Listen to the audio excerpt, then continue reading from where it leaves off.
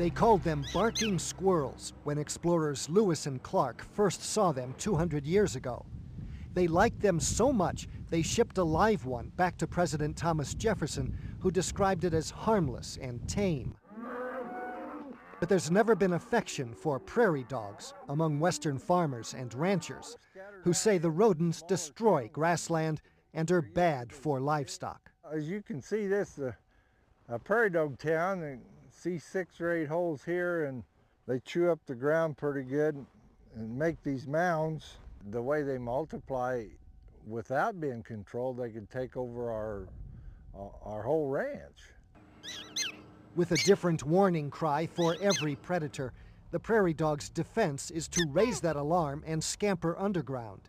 Not very effective against human enemies. Prairie dogs have been poisoned, plowed under, shot, and persecuted in just about every conceivable way by people for at least 120 years. The result, prairie dogs now occupy less than 10% of their historic habitat.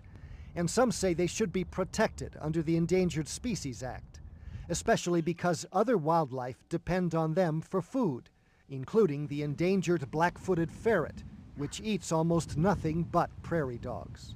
Prairie dogs are the key to the prairie ecosystem. Without prairie dogs, we lose a vast majority of the species that inhabit our prairies.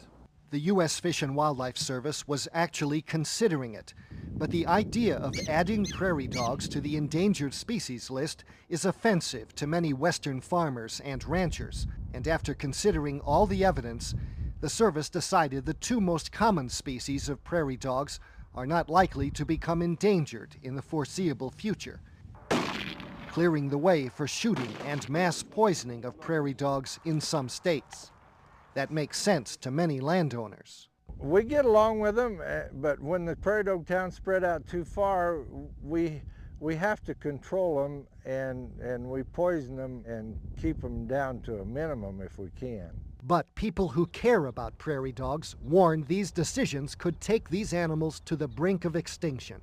They're following a classic extinction pattern, whereby populations first decline, then they become more fragmented. Then each of those fragments start to blink out, and eventually then the species goes extinct.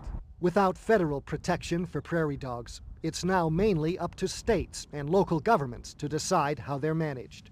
All the states where prairie dogs are found have their own conservation plans to protect grasslands and the wildlife that depend on them.